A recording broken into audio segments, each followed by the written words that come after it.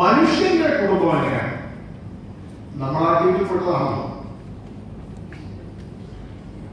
അങ്ങനെ സീതയെ കാണുന്നില്ല. സീതയെ കാണാതെ രാമൻ കൃഷ്ണനൊക്കെ കാട്ടുകൂടെ അന്വേഷിച്ചു പോവാണ്. അങ്ങനെ അന്വേഷിച്ചു പോകുമ്പോ ഒരു സ്ഥലത്ത് കുറച്ച് പുറകെ പറഞ്ഞു, നിങ്ങളെന്താ ഇങ്ങനെ അന്വേഷിച്ചു പോകുന്നു വെച്ചപ്പോൾ അവർ പറഞ്ഞു, ഞങ്ങള് സീതയെ അന്വേഷിച്ചു പോവാണ്. നമ്മുടെ സംഭവമൊക്കെ രാമൻ ചുരുക്കി പറഞ്ഞു. അപ്പൊ അവർ കൂട്ടത്തിലൊരു കുരങ്ങ് പറഞ്ഞാൽ, അങ്ങനെയാണ് ചോദിച്ച് ഞങ്ങളിങ്ങനെ നിൽക്കുമ്പോ ആകാശത്ത് കൂടി ഒരു കരച്ചിൽ കേട്ട് ഞങ്ങൾ നേരോട്ട് നോക്കുമ്പോ ഒരു പെൺകുട്ടിയാണ് തോന്നുന്നു ആരോ കൊണ്ടുപോയിട്ടുണ്ട്. ഈ ഭാഗത്തേക്ക് തെക്ക് ഭാഗത്തേക്കാ കൊണ്ടുപോയത്. ഞങ്ങളെ കണ്ടാണോന്ന് അറിയില്ല. ഒരു പൊതിക്കെട്ട് താഴെ ഇട്ടിരുന്നു. താഴെ ഞങ്ങൾ ആ പൊതിക്കെട്ട് എടുത്തു പോകും. അപ്പോഴത്തേക്ക് അവർ പോയിരുന്നു. ആ പൊതിക്കെട്ട് എടുത്തു കുറച്ച് സ്വർണ്ണ. ഞങ്ങൾക്ക് പിന്നെ അത് ആവശ്യമില്ലാത്തതുകൊണ്ട് കുരങ്ങന്മാർക്ക് സ്വർണ്ണ ആവശ്യമില്ല, കുരങ്ങച്ചുമാർക്കും വേണ്ട. അവര് ഇത് നേരെ ഒരു മുടിയിൽ കൊണ്ടുവച്ചു. അവർ രാമൻ ഞങ്ങൾക്ക് അതിർത്തി കൊണ്ടാവും. അങ്ങനെ ആ പൊതിക്കെട്ട് എടുത്ത് കൊണ്ടുവന്നപ്പോ രാമൻ ലക്ഷ്മണനോട് ആ പൊതിക്കെട്ട് അവരുടെ പുതിയ ആരുടേതാണെന്ന് നോക്കാൻ വേണ്ടി പറഞ്ഞപ്പോ ലക്ഷ്മണൻ അപ്പുറത്തേക്ക് പറഞ്ഞിട്ട് ആ പൊതിക്കെട്ട് അഴിച്ചു നോക്കിയിട്ട് അതും കയ്യിൽ പിടിച്ച് ഇങ്ങനെ നിൽക്കുമ്പോ രാമൻ ചോദിച്ചു ലക്ഷ്മണനോട്, അത് ആരുടേതാണെന്ന് മനസ്സിലായോ എന്ന് ചോദിച്ചപ്പോ ലക്ഷ്മണൻ പറഞ്ഞു, ഇതിലെ തോളോൾ ആരുടേതാണെന്ന് എനിക്കറിയില്ല, ഇതിലെ കുണ്ടലം ആരുടേതാണെന്നും മുക്കൂത്തി ആരുടേതാണെന്ന് എനിക്ക് മനസ്സിലായിട്ടില്ല, ഇതിലെ കണ്ടാവരണവും മെയ്യാവരണവും ആരുടേതാണെന്ന് എനിക്ക് മനസ്സിലായിട്ടില്ല, പക്ഷെ ഇതിലെ പാദസരം ആരുടേതാണെന്ന് എനിക്ക് മനസ്സിലായിട്ടുണ്ട്. ഞാൻ എല്ലാ ദിവസവും കാലുകൊട്ട് വന്നിരിക്കുന്ന സീതാദേവിയുടെ പാദസരമാണ് ഇതിലുള്ളത് എന്നാണ് ലക്ഷ്മണൻ പറയുന്നത്. നാഹം ജാനാമി കൈകുല, നാഹം ജാനാമി കുണ്ടല, നോമ്പുരത്തേവി ജാനാമി നിത്യം പാദാഭിമന്ദന എന്നാണ് ലക്ഷ്മണൻ പറഞ്ഞതെന്ന് വാൽമീകി അദ്ദേഹത്തിന്റെ രാമായണത്തിൽ പറയുന്നത്. ജ്യേഷ്ഠ ഭാര്യയായതുകൊണ്ട് അദ്ദേഹം അവരുടെ മുഖത്തിൽ നോക്കിയിട്ടില്ല. പക്ഷെ കാലെല്ലാ ദിവസവും തൊട്ട് തലയുള്ളൂ ജ്യേഷ്ഠ ഭാര്യയായതുകൊണ്ട്. അതുകൊണ്ട് പാർസൽ അറിയാം. മുഖൂത്തിയും അന്ന് മുഖം കാണാതെ കണ്ടിട്ടില്ല. ഇതാണ് മനുഷ്യ കുടുംബം. ആ കുടുംബത്തിന്റെ ഭദ്രതയും കുടുംബത്തിലെ ബന്ധങ്ങളുടെ പവിത്രതയും എങ്ങനെയായിരുന്നു സുദൃഢമായി നിലനിന്നിരുന്നത് എന്നതിന്റെ വലിയൊരു പാഠപുസ്തകവുമായിട്ട് ഈ ശ്ലോകമുണ്ട്. 3 കുടുംബം. ഒന്ന് രാക്ഷസന്മാരുടെ, മറ്റുള്ളവരുടേത് മോഹിക്കുന്ന കിട്ടിയില്ലെങ്കിൽ ബലപൂർവ്വം പടച്ചുകൊണ്ടുവരുന്ന കട്ടുകൊണ്ടുവരുന്ന മനോഭാവം.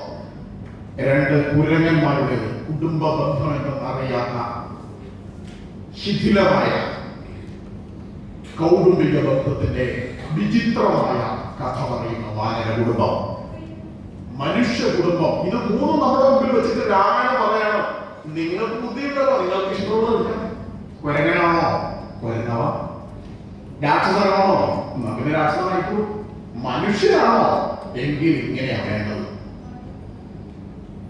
എന്ന് നമ്മുടെ മുമ്പിൽ വെക്കുമ്പോ, വിവേചിച്ചറിയാനുള്ള ബുദ്ധിയിൽ വന്നിട്ട് വെക്കുമ്പോ, മനുഷ്യ കുടുംബം എങ്ങനെയാകണം എന്നതിന്റെ അടിസ്ഥാനത്തിൽ നാം കുഞ്ഞുങ്ങൾക്കും നമ്മുടെ കുടുംബത്തിലുമെല്ലാം ഈ ധർമ്മവും ധാരയും ഈ സംസ്കൃതിയും സംസ്കാരവും എല്ലാം പഠിപ്പിച്ചു കൊടുത്തു മുന്നോട്ട് പോകണ്ടേ? ആദ്യ കുടുംബം, ആദ്യത്തെ കുടുംബം. ഈ ഭാരതത്തെ ആയിരക്കണക്കിന് വർഷം ഈ നാട്ടിൽ വൈദേശിക ആക്രമണങ്ങൾ ഇതിനെല്ലാം സമൂലമായി തകർത്ത് തരിപ്പണമാക്കാൻ സർവ പരിശ്രമങ്ങളും നടത്തിയിട്ടുണ്ട്. യൂറോപ്യന്മാരും ഡച്ചുകാരും പോർച്ചുഗീസുകാരും ഒക്കെ അവരുടെ ഏറ്റവും അധുനാധുരമായിട്ടുള്ള എല്ലാ ടെക്നിക്കുകളും സാങ്കേതിക വിദ്യ ഉപയോഗിച്ചിട്ട് ഈ ഭാരതത്തെ തകർക്കാൻ വേണ്ടിയിട്ടുള്ള പരിശ്രമങ്ങൾ മുച്ചൂട് നടത്തിയിട്ടും ഈ ഭാരതം എന്ന് പറയുന്ന രാഷ്ട്രം നിലനിന്നിട്ടുണ്ടെങ്കിൽ അതിന് ഏറ്റവും അടിസ്ഥാനപരമായ കാര്യം കുടുംബം എന്നതാണ്. അതാണ് ധർമ്മം. അതിലായിരുന്നു ധർമ്മം, അതിലായിരുന്നു ഈ സംസ്കാരം അവതീർണമായത്, ആവിഷ്കൃതമായത്. ആ കുടുംബത്തെ തൊടാൻ അവർക്ക് ആർക്കും കഴിഞ്ഞിട്ടില്ല. അതുകൊണ്ടായി നിലനിന്നത്. അതുകൊണ്ട് ഈ കുടുംബം എങ്ങനെ, ആദ്യ കുടുംബം എന്ന് പറയുന്നത് സദാശിവ കുടുംബമാണ്. ആ സദാശിവ കുടുംബം ശിവകുടുംബമാണ്. ശിവന്റെ കുടുംബത്തിൽ ആരൊക്കെയുള്ള? ശിവനുണ്ട്, പാർവതിയുണ്ട്, ഗണപതിയുണ്ട്, സുബ്രഹ്മണ്യമുണ്ട്. ഇവരെല്ലാവരും കുടുംബമായിട്ട് കഴിയുകയാണ്. ശിവൻ അദ്ദേഹത്തിന്റെ മക്കൾക്ക് വണ്ടി വിളിച്ചു കൊടുക്കും. ഗണപതിക്ക് ഒരു എലിയ വിളിച്ചു, കുടവയറായ ഗണപതിക്ക് ഒരു എലിയ, അതൊരു ചൂണ്ട്. സുബ്രഹ്മണ്യ മൈലാൻ. ശിവൻ സ്വയം വാഹനം മേടിച്ചു കാളയം, ദേവിക്ക് പാർവതിക്ക് സിംഹമാണ്, നാഗഭൂഷണനും പന്നക വിഭൂഷണോടെ ശിവൻ. കയ്യിലും കഴുത്തിലൊക്കെ പാമ്പ് വേലായതിനെ പോലെ തോന്നും. സർപ്പങ്ങളാണ്. ഇതൊക്കെ വെറും പൊട്ടത്തരമാണോ? ഇതൊക്കെ വിചിത്രമല്ലേ? ചില ആളുകൾ പറയും എന്തൊക്കെയാ ഈ എന്തൊക്കെ ആരാധനാ സമ്പ്രദായമാണ്, എന്തൊക്കെയാ നിങ്ങളുടെ ദേവന്മാർക്കുള്ളത്. ശിവകുടുംബം പോയി ഫാമിലിയാണ് തിരിച്ചു വന്ന് കൈലാസം കയറി വരുമ്പോൾ വാഹനമൊക്കെ അവിടെ പാർക്ക് ചെയ്ത് ശിവൻ തന്റെ നാഗഭൂഷണമായിട്ട് അദ്ദേഹം പാമ്പിലൊക്കെ അടിച്ചു വെച്ച് എന്നിട്ട് കൈലാസത്തിൽ പോയി പിറ്റേന്ന് തിരിച്ചു വരുമ്പോ എന്തൊക്കെ വാഹനങ്ങൾ ബാക്കി പിറ്റേന്ന് രാവിലത്തേക്ക് ഉണ്ടാവും. ഇവയിൽ പലതും പരസ്പരം കൊല്ലുകയും തിന്നുകയും നിന്നാണ്. എലിയെ തിന്നുന്ന പാമ്പ്, പാമ്പിനെ തിന്നുന്ന മയിൽ, കാളയെ തിന്നുന്ന സിംഹം പരസ്പരം കൊല്ലുകയും തിന്നുകയും ചെയ്യുന്നതാണെങ്കിലും തന്റെ കുടുംബത്തിൽ ഇവയെല്ലാം ഉൾപ്പെടുത്തിയിട്ട് ശിവൻ ആദ്യ കുടുംബത്തിന്റെ അതിനാഥനായ സാക്ഷാൽ മഹാദേവൻ ലോകത്തോട് പ്രഖ്യാപിക്കുന്നത് പരസ്പരം കൊല്ലുകയും തിന്നുകയും ചെയ്യുന്നതാണെങ്കിലും വിട്ടുവീഴ്ച ചെയ്താൽ സഹകരിച്ചാൽ ഈ ലോകത്തിനോട് കുടുംബമായി ജീവിക്കാൻ സാധിക്കുന്ന വലിയ തത്വമാണ് മഹാദേവൻ ലോകത്തോട് പറയുന്നത്, നമ്മളെ പഠിപ്പിക്കുന്നത്. ആ വലിയ പാഠം ഒരുമ, സഹകരണം, വിട്ടുവീഴ്ച, സ്നേഹം അവയൊക്കെ ഒരു ഇമ്പമായി നൽകി നമ്മുടെ കുടുംബത്തിന് കൂടുമ്പോൾ ഈ ഇമ്പം ഉണ്ടാക്കാൻ നമുക്ക് സാധിക്കുന്നതാണ് നമ്മുടെ ശിവഭക്തന്മാരായി മാറുന്നത്. നമ്മൾ ഈ സംസ്കൃതിയെ, ആചാരത്തെ അനുഷ്ഠാനത്തിൽ കൊണ്ടുവരുന്നത്. ആചാരം എന്ന് പറയുന്നത്, സംസ്കാരം എന്ന് പറയുന്നത് അത് പുസ്തകത്തിൽ എഴുതി വെച്ചതാണ്. ലോകത്തെ ഏറ്റവും ചിരന്തനമായ പൗരാണികമായ ഈ നാടിന്റെ സംസ്കൃതി അത് ഇന്നും നിലനിൽക്കുന്നു. എത്ര സംസ്കാരങ്ങൾ മരിച്ച് മണ്ണടിഞ്ഞു പോയി. ഗ്രീക്ക് സംസ്കാരം ഒരു കാലത്ത് ഏറ്റവും ഉന്നതമായിരുന്നു. മെസൊപ്പൊട്ടേമിയൻ സംസ്കാരം, ഈജിപ്ഷ്യൻ സംസ്കാരം, മയൻ സംസ്കാരം, ഹാരപ്പൻ, ഇതെല്ലാം മരിച്ച് മണ്ണടിഞ്ഞിട്ടും ലോകത്തെ ഏറ്റവും പഴക്കമുള്ള ഈ ഭാരതീയ സംസ്കൃതി ഇപ്പോഴും ഉണ്ട്.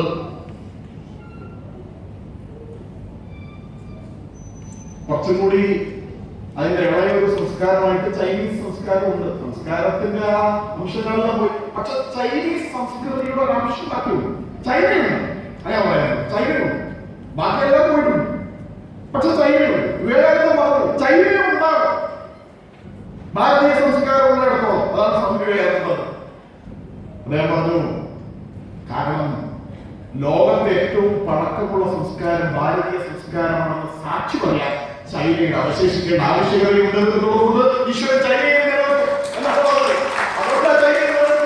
ഒരു സാക്ഷിക്ക് വേണ്ടിയാണ് ചൈന നിലനിൽക്കുന്നത്. ഈ ഭാരതീയ സംസ്കാരം, ഹിന്ദു സംസ്കാരം ലോകോത്തരമാണെന്നും അതിപ്രാചീനമാണ് എന്നും ഭാവി ലോകത്തോട് പറയാൻ, സാക്ഷ്യം പറയാൻ വേണ്ടിയാണ് അത് നിലനിൽക്കുന്നത്. പക്ഷെ അത് ജീവിതത്തിൽ പകർത്തുമ്പോഴാണ് അത് യഥാർത്ഥത്തിൽ നിലനിൽക്കുന്നത്. സംസ്കാരം എന്ന് പറഞ്ഞാൽ സംസ്കാരത്തെ നമ്മൾ എപ്പോഴും കേൾക്കാം.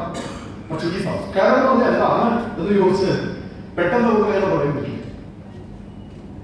നമുക്ക് ഏറ്റവും പരിചയമുള്ള ഒരു സംസ്കാരം ശവസംസ്കാരം.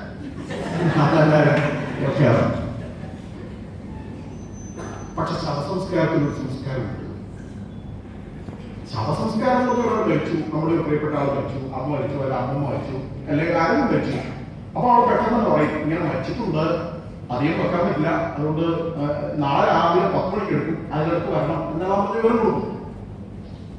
ഈ 10 മണിയാകുമ്പോഴത്തേക്ക്, കാരണം 24 മണിക്കൂർ കഴിഞ്ഞാൽ നമ്മൾ എത്ര പ്രിയപ്പെട്ടാണെന്ന് പറഞ്ഞാൽ ശരീരം അഴുകും, ജീർണിക്കും, ദുർഗന്ധം വരത്തും. അതുകൊണ്ട് നമുക്ക് സൂക്ഷിച്ചു വെക്കാൻ പറ്റില്ല എന്ന് നമുക്കറിയാം. അതുകൊണ്ടാണ് എല്ലാവരോടും ഈ കൃത്യസമയത്ത് വരാൻ പറയുന്നത്.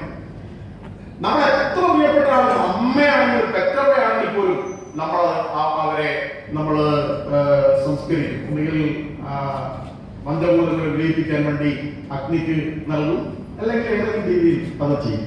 ഇപ്പോൾ വൈദ്യുതി ശ്മശാനം അങ്ങനെയൊക്കെ വന്നിട്ടുണ്ട്. അപ്പൊ അതിനുള്ളൊരു തത്വം, നമ്മൾ എത്ര പ്രിയപ്പെട്ടതാണെങ്കിലും നമ്മൾ സംസ്കരിച്ചാൽ മതിയോ. പക്ഷെ അതിനെ കുളിപ്പിക്കാൻ കൊണ്ടുപോകുന്നതാണ്. ആ കുളിപ്പിക്കാൻ കൊണ്ടുപോയാൽ ഇപ്പൊ ആ കുളിപ്പിക്കുന്നതിനിടയിൽ അവരുടെ ശരീരത്തിലുള്ള ഏതെങ്കിലും ആഭരണങ്ങൾ ഉണ്ടെങ്കിൽ, കാലിനും പിന്നെ കമ്മലുണ്ട്, മുക്കിലൊരു കൂത്തിയുണ്ട്, അരയിലൊരു വെള്ളി നൂലാണെങ്കിൽ പോലും മുറിച്ച് കിട്ടാൻ നേരെ ഊരി കിട്ടിയില്ലെങ്കിൽ മുറിച്ചെങ്കിലും അതിന് കൊടുക്കും. പോകുമ്പോ ഒന്നും കൊടുക്കില്ല. കാരണം അങ്ങനെ പറയും ഇവരുടെ അതേ മകൻ എന്റെ കല്യാണത്തിന് ഇത് ഒരു ആഭരണമാക്കി എടുക്കാം എന്നൊക്കെ പറഞ്ഞിട്ട് അങ്ങനെ മാറ്റി കൊടുക്കും. അപ്പൊ പ്രിയപ്പെട്ട ആളാണെങ്കിൽ നമ്മള് മണികടിയിലേക്ക് കൊണ്ടുപോകും എന്ന കാര്യം ഉറപ്പാണ്. പക്ഷെ ആ സമയത്ത് അതിനുള്ള വിലപിടിച്ചതും മൂല്യവത്തായതുമായിട്ടുള്ളത് അനന്തരകാല തലമുറക്കായിട്ട് മാറ്റിവെക്കും എന്നുള്ളതാണ് ശവസംസ്കാരത്തിലെ തത്വം. ഇതേ കാര്യം തന്നെയാണ്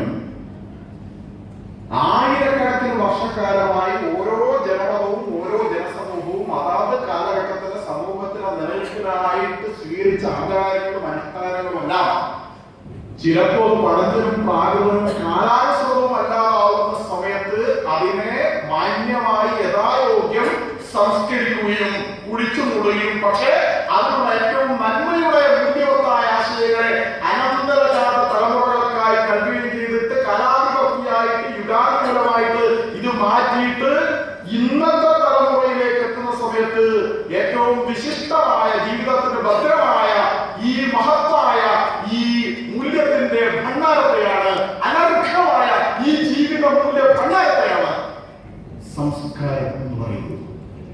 വേണ്ടാത്തത് പോകും കളയും, വേണ്ടത് നിലനിൽക്കും. ഒരു കാലത്ത് സതി ഉണ്ടായി. ഭർത്താവിനുള്ള നിർവ്യാജവും അകളങ്കിതവുമായ സ്നേഹത്തിന്റെ പ്രതീകമായിട്ട് ഭർത്താവ് വെച്ചാൽ ചക്രം പണ്ട് സ്നേഹത്തോടുകൂടി ചെയ്തിരുന്നു. കാലം പുരോഗമിച്ചപ്പോ ചില സ്ത്രീകൾ പറഞ്ഞു അത് വേണം, ഏതായാലും വേണം വെച്ചു ഞാനും പോണം. അപ്പൊ ബാക്കി സ്ത്രീകൾ അല്ല പോണം, അത് ആചാരല്ലേ അവര് പോയേക്കാം എന്ന് പറഞ്ഞു പോകും. കുറെ കാലം കഴിഞ്ഞപ്പോ ഇന്ന് ഞാൻ പോകുന്നില്ല എന്ന് പറയുമ്പോൾ എടുത്തു ചെയ്യാൻ തയ്യാറില്ല. അല്ല അത് പോകണമെന്ന് പറയുമ്പോ അത്ര നിർബന്ധങ്ങൾ എന്നാ നീ പോയി തുള്ളിക്കോ എന്ന് പറയുന്നത്. അങ്ങനെ കുറെ കാലമൊക്കെ കഴിഞ്ഞപ്പോ ഈ സ്ത്രീ പോകുന്നില്ലെങ്കിൽ ആചാരം പാലിക്കണമല്ലോ. ആദ്യം സ്ത്രീയെ എടുത്തുകൊണ്ടുപോയിട്ട് ചിതയിൽ കൊണ്ടുപോയി വെക്കുന്ന സ്ത്രീ ഉണ്ടാവുകയും എഴുന്നേറ്റോടുന്നെങ്കിൽ കുന്തം കൊണ്ട് കുത്തിപ്പിടിച്ച് തീ കൊടുക്കുന്ന സ്ത്രീയൊക്കെ ആയപ്പോ ആ സ്ത്രീ പിന്നെ വെച്ചക്കമാണല്ലോ. അപ്പൊ സ്വാഭാവികമായും അത് പ്രാകൃതമാണ് എന്ന് കരുതിയിട്ട് അവിടെ ഉപേക്ഷിച്ചു. പക്ഷെ ഒരു കാര്യമുണ്ട്, ഭാര്യയ്ക്ക് ഭർത്താവിനോടുള്ള ആ അകളങ്കിത പ്രേമത്തിന്റെ മഹത്തരമായ ആശയം, ആ ആശയം അനന്തരജാത തലമുറയിലേക്ക് കൈമാറി. അതുകൊണ്ടാണ് ഈ ഹിന്ദു സനാതനമായി നിലനിൽക്കുന്നത്. വേറെ ചില ആളുകൾക്കും മതങ്ങൾക്കും കൊണ്ട് 1600 കൊല്ലം നടത്തി അതേപോലെ നടത്താം എന്ന ഭാഷ്യം തൊട്ടുകൂടാതെ പറയും. അന്ന് യുദ്ധമൊക്കെ നടത്തിയിട്ട് ആണുങ്ങളെല്ലാം വെച്ചത് 4 പെണ്ണിന് ഒരു ആനയെ എന്ന സ്ഥിതിയായി. അപ്പൊ മതത്തിന്റെ പ്രവാചകൻ പറഞ്ഞു അങ്ങനെയാണെങ്കിൽ ഈ ബാലൻസ് ശരിയാക്കാൻ വേണ്ടിയിട്ട് അല്ലെങ്കിൽ സ്ത്രീകൾക്കൊക്കെ കഴിച്ചുപോലോ അതുകൊണ്ട് ഒരു പുരുഷന് വേണമെങ്കിൽ 4 കെട്ടാം എന്ന് പറഞ്ഞു. ഇപ്പൊ യുദ്ധവും കാര്യമൊന്നുമില്ല, ആണും പെണ്ണുമെല്ലാം ഏകദേശം സമം തന്നെയാണ്. പക്ഷെ ഇപ്പോഴും ചിലർക്ക് കിതാബ് പറയുന്ന എനിക്ക് 4 കെട്ടിയേ പറ്റൂ എന്ന് പറയാണ്. അത് തൊട്ടാലില്ല എന്ന് പറയുന്നത്. അങ്ങനെ നിരവധി കാര്യങ്ങളുണ്ട്. ഞാൻ അതിന്റെ വിശദാംശങ്ങളിലേക്ക് പോരാ. പക്ഷെ അതുകൊണ്ട് നമ്മുടെ ഈ ധർമ്മം എന്ന് പറയുന്നത് അതിങ്ങനെ ചിരന്തരമായി നിലനിൽക്കുന്നത് അപരിഷ്കൃതമായ പ്രാകൃതമായ കാലാനുസൃതമല്ലാത്ത കാര്യങ്ങളെയെല്ലാം. അതിന് ഈ പരുന്തിനെ കുറിച്ച്, വലിയ പരുന്തിനെ കുറിച്ച്, കഴുകിനെ കുറിച്ചൊക്കെ പറയും. അതിന്റെ ശരീരം അതെപ്പോഴും അതിന്റെ പൊക്ക്, അതിന്റെ ചിറക്, അതുപോലെ അതിന്റെ ശരീരത്തിനെ അത് സ്വയം നവീകരിച്ചുകൊണ്ടിരിക്കും. അതിന്റെ നഖങ്ങളൊക്കെ ആ നഖങ്ങളൊക്കെ അത് തന്നെ പറിച്ചു മാറ്റുന്നവരാണ് വേദന സഹിച്ചിട്ട്. എന്നിട്ട് പുതിയ നഖം വരും. അതിന്റെ പൊക്കൊക്കെ അതിന്റെ പൊത്തി പറിക്കും. അങ്ങനെ ശരീരത്തെ അത് സ്വയം നവീകരിച്ചിട്ട് നൂറ്റാണ്ടുകൾ അത് ജീവിക്കും എന്ന് പറയുന്നുണ്ട്. ചിലപ്പോൾ ചിലരൊക്കെ പറ്റില്ല. നമ്മള് ദിനോസറസ് നമ്മൾ കിട്ടും, അത് വലിയ തീയാണ്. പക്ഷെ അതിന് വലിയ ജീവിക്കുന്ന നിലനിൽക്കാൻ കഴിയില്ല. അന്നേരം ഉറുമ്പൊക്കെ എപ്പോഴും. പക്ഷെ ഈ ദിനോസറസിന് ജീവിക്കാൻ സാധിക്കില്ല. ഇങ്ങനെ ജീവിക്കാൻ സാധിക്കാത്ത കാലത്ത് വലിയ ശരീരം. ആ ശരീരത്തിന് ഏതെങ്കിലും ചില ഭാഗം വലുതായതുകൊണ്ട് അതിന്റെ പറുവാറൊക്കെ ഏതെങ്കിലും പുലിയോ നെയ്യോ ഒക്കെ കഴിച്ചുകൊണ്ടായിരുന്നു പറയാം. അതിന്റെ പഴുപ്പും കെട്ടും മാറിയൊക്കെ അതിന്റെ അങ്ങനെ അതിന്റെ വലിപ്പമായിരുന്നു. അതിനെ നവീകരിക്കാൻ സാധിക്കാത്തതായിരുന്നു. അതിന് കാലത്തെ അതിജീവിക്കാൻ അതിന് സാധിക്കാത്തത്. ഹിന്ദു സമൂഹം അങ്ങനെയാവാനുള്ള ചില ലക്ഷണങ്ങൾ പലപ്പോഴും കാണിച്ചിട്ടുണ്ട്. ഇപ്പോഴും അങ്ങനെ കാണിക്കുന്നില്ല എന്ന് സംശയിക്കേണ്ടതുണ്ട്. അതിലേക്ക് ഞാൻ വഴിയേക്കാം. അപ്പൊ ഏതായാലും ഇത് വളരെ പ്രധാനമാണ്, സ്വയം നവീകരിക്കാൻ സാധിക്കുക എന്നുള്ളത്. ഈ നവീകരിക്കാൻ സാധിക്കുന്ന സമയത്താണ് നമുക്ക്